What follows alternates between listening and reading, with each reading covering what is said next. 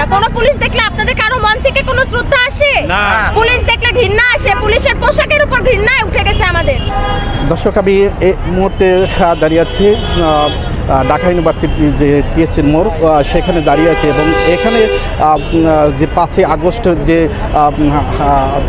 শেখ হাসিনা সরকারের যে পতন হয়েছিল এবং ছাত্র জনতার অভ্যুত্থানের মুখে সেই সম্পর্কে আসলে আমরা এখানে জানবো, যারা এখানে ছাত্র সমন্বয়ক আছেন এবং ছাত্রদের যে সমন্বয়ক আছেন, নেতা আছেন, তাদের থেকে আমরা জানবো যে তারা আসলে কে কী বলেন। আমি মোহাম্মদ শহীদুল হক মিন্টু, 36 জুলাই পরিষদের আহ্বায়ক। আমরা আসলে আজকে এখানে দাঁড়িয়েছি হচ্ছে শেখ হাসিনার 15 বছরের যে কুকীর্তি, এটার যে আয়নার প্রতিবিম্ব, সে প্রতিবিম্বের কুকীর্তির কুচেহারা, কুয়াকৃতির যে চেহারাটা, সেটা আপনারা দেখতে পাচ্ছেন যে গত কিছুদিন আগে তাদেরই কোনো লেসপেঞ্চার হবে হয়তোবা, তাদের সহযোগিতায় তার এই কুয়াকৃতির ছবিটি এবং আমাদের প্রতিবাদের যে ছবিটি, সেই ছবিটি মুছে দেওয়া হয়েছিল।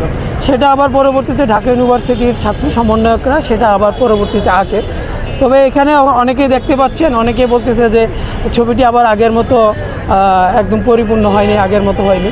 আসলে ঘৃণার ছবি কখনোই, যাদের মনে ঘৃণা থাকে যাকে নিয়ে, তার সেই ঘৃণার ছবিটা সেই হুবহু চেহারার মতো পরিপূর্ণ হয় না। দলের নির্বাচনে আসার ব্যাপারে আসলে জনগণের ম্যান্ডেট ছাড়া এটা অনেক বড় একটা বিষয়। আর সবচেয়ে বড় বিষয় হচ্ছে যে আগে বিচার হতে হবে। বিচারের মাধ্যমে বিচার প্রক্রিয়াধীন শেষ হবার পরে তারপরে যদি আওয়ামী লীগ যদি নির্বাচনের জন্য যদি দলীয় হিসাবে নির্বাচিত জনগণের মতামতে হয়, তাহলে তারা নির্বাচন আসবে কিনা সেটা জনগণ নির্ধারণ করবে। আরেকটা সবচেয়ে বড় বিষয় হচ্ছে যে আওয়ামী লীগ যে একটি দল, তারা তাদের নিজের দলের ভিতরে অনেক সমস্যা রয়েছে। আপনারা দেখেন যে শেখ হাসিনা পরপর নিজেই সভাপতি, কিন্তু বাংলাদেশ আওয়ামী লীগ আর শেখ পরিবারের আওয়ামী লীগ, এটা বুঝতে হবে যে আসলে এটা কোন আওয়ামী লীগ। এটা কি শেখ পরিবার তথা ইন্ডিয়ার আওয়ামী লীগ নাকি বাংলাদেশের আওয়ামী লীগ?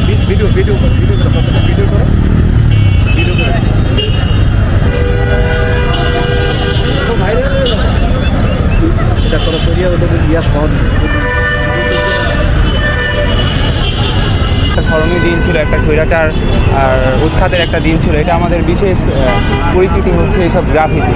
এগুলো আমাদের ঐতিহ্য, আমাদের এই 24-এর বাংলাদেশের এগুলো হচ্ছে ঐতিহ্য। এই ঐতিহ্যগুলো যদি মুছে ফেলা হয়, তাহলে আমরা আমাদের এই 5ই আগস্টের যেটা স্বাধীনতা, দ্বিতীয় স্বাধীনতা বলা হয়, এটা আমরা ধারণ করতে পারবো না।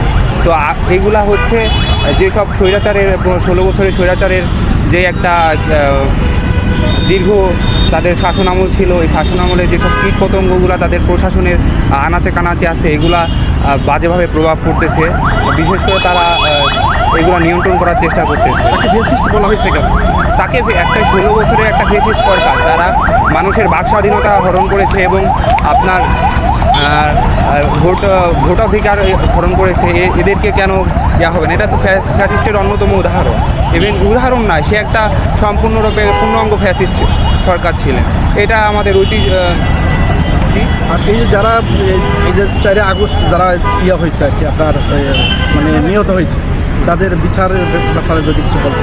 আমরা তো তীব্রভাবে এটার বিচারের জন্য আহ্বান করছি। এখন সরকার, বর্তমান অন্তর্বর্তীকালীন সরকার কতটুকু এর প্রতি আনুগত্যশীল আমি বুঝতে পারছি না, কিন্তু আমি তীব্রভাবে দাবি জানাই যে স্বৈরাচার শেখ হাসিনাকে আমাদের বাংলাদেশ আইনে এবং তার প্রাপ্য শাস্তি দেওয়া হোক।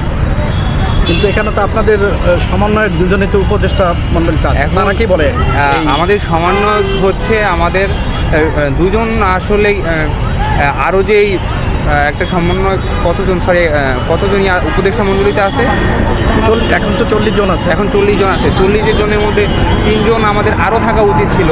এরা যথেষ্ট চেষ্টা করতেছে, এরা যে রিফর্মটা করার চেষ্টা করতেছে উপরে বসে, বাট তাদের যে প্রশাসনিক আমলাটা আছে, এটাকে আগে নির্মূল এবং সুঠাম করতে হবে। গণহত্যাকারী দুর্নীতিবাজ লুটেরাদেরকে ক্যান্টনমেন্টে আশ্রয় দিয়েছে এবং তাদেরকে পালিয়ে যেতে দিয়েছে।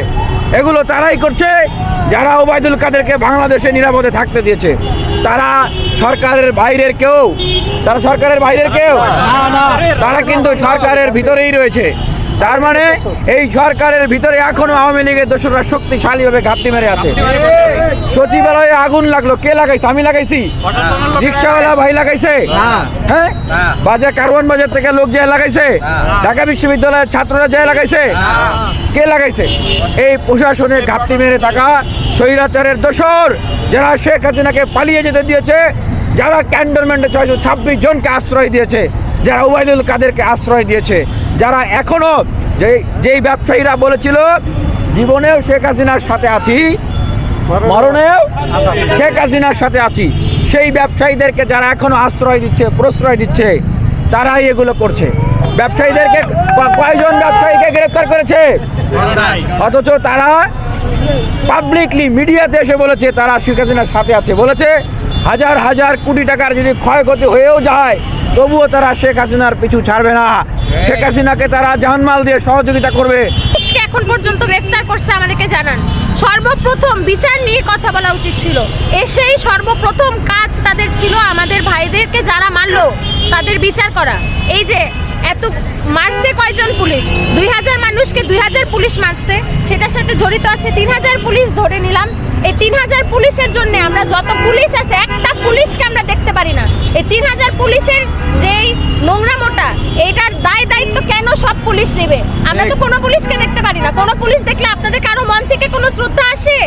পুলিশ দেখলে ঘৃণা আসে। পুলিশের পোশাকের উপর ঘৃণায় উঠে গেছে আমাদের। কারণ এই পুলিশগুলো আমরা দেখছি সবাই দিনের অন্ধকারে, দিনের আলোতে আমাদের ভাইদের গায়ের উপরে গুলি চালাইছে, মাথায় গুলি করছে, পেটে গুলি করছে, বুকে গুলি করছে।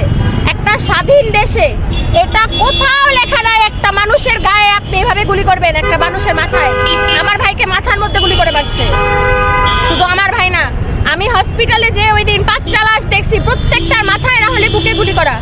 কোনো স্বাধীন দেশে এটা কোনো নিয়ম নাই একটা মানুষকে আপনি এভাবে তরতাজা মানুষকে মেরে ফেলবেন।